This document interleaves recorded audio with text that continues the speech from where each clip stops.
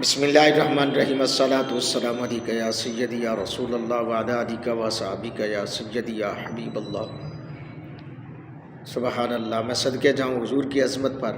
حدیث نمبر 27 میں آپ کے سامنے پیش کرنے جا رہا ہوں۔ میرے آقا علیہ السلام نے ہر پہلو میں، ہر لمحے اپنے غلاموں کی اصلاح فرمائی ہے، ہر لمحے اصلاح فرمائی ہے۔ الحمدللہ ثم الحمدللہ، بڑا کرم ہے یار کا، یارو محبوب کا بڑا کرم ہے۔ اب حدیث جو میں بیان کر رہا ہوں، حدیث نمبر 27، ایک ہی ہتھیلی کے چلو کے ذریعے، یعنی ایک ہی ہاتھ سے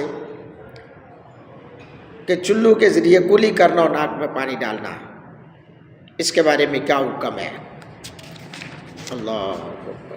حضرت عبداللہ بن زید رضی اللہ تعالیٰ عنہ بیان کرتے، میں نے نبی پاک صلی اللہ علیہ وسلم کو دیکھا، آپ نے ایک ہی چلو کے ذریعے کلی بھی کی اور ناک میں پانی بھی ڈالا۔ آپ نے ایسا 3 مرتبہ کیا۔ اللہ اکبر۔ حضرات گرامی قدر،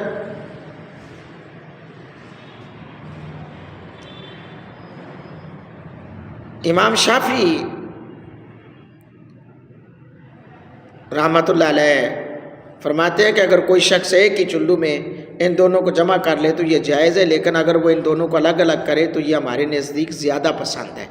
پہلے پانی ڈالے منہ میں پھر کلی کرے، یہ زیادہ پسند ہے، لیکن ایک میں بھی کر لے تو یہ جائز ہے، کوئی مذائقہ نہیں ہے، گناہ گار نہیں ہوگا، کیونکہ اسلام ہمہ گیر اور جامع دین ہے، اس میں مشقت اور تکلیف کا عنصر بالکل نہیں ہے۔ لوگ کہتے ہیں نا دین تے چلنا بڑا مشکل ہے، دین ہی تو سب کچھ سکھا رہا ہے، دین ہی میں تو آسانی ہے۔ جو لوگوں نے کہہ دیا دین تے تو چلنا جی بڑا مشکل ہے، جی کون چل سکتا ہے؟ آؤ دین کو سمجھو۔ اللہ اکبر۔ وضو کے دوران 3 بار ناک میں پانی ڈالنا، 3 بار کلی کرنا، یہ سنت ہے۔ اگر پانی کم ہو تو ایک ہی چلو کے ساتھ تینوں چیزیں 3 بار منہ میں پانی ڈال سکتے ہیں، ناک میں پانی بھی لے سکتے ہیں۔ پانی وافر ہونے کی صورت میں 3 چلووں سے الگ الگ کیا جائے۔ اللہ اکبر۔ یہ ہے حکم حضرات گرامی قدر، یہ حکم ہے۔ اور حضرت امام اعظم ابو حنیفہ رحمۃ اللہ تعالی علیہ کے نزدیک فصل اولا ہے، یعنی پہلے 3 بار ایک ایک چلو لے کر منہ میں پانی ڈالا جائے، پھر 3 بار ایک ایک چلو لے کر ناک میں پانی ڈالا جائے۔ آپ نے امام پاک نے، امام اعظم ابو حنیفہ رحمۃ اللہ تعالی علیہ نے حضرت مولا علی پاک رضی اللہ تعالیٰ عنہ کی مرفوع روایت سے دلیل لی ہے، کیا کہ یعنی آپ صلی اللہ علیہ وسلم کو حضرت مولا علی پاک نے 3 بار منہ میں پانی ڈالتے ہوئے کلی کرتے ہوئے دیکھا اور 3 ہی بار الگ سے ناک میں پانی چڑھاتے ہوئے دیکھا۔ حضرات گرامی قدر،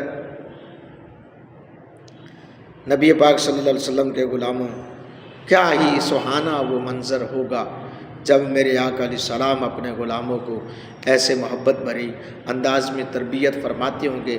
آج آپ پر یہ لازم ہے، ان صحابہ نے تو یہ کام کیا، ان محدثین نے کام کیا کہ ایک حدیث کی شکلیں ہمارے تک پہنچائیں، روایات لے کر بڑی محنت کے ساتھ۔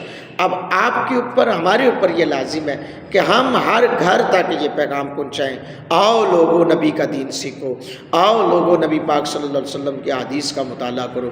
اللہ پاک میرا آپ کا حامی و ناصر ہو، میرے لیے، ہم سب کے لیے اللہ پاک بخشش کا سامان بنائے، آمین ثم آمین۔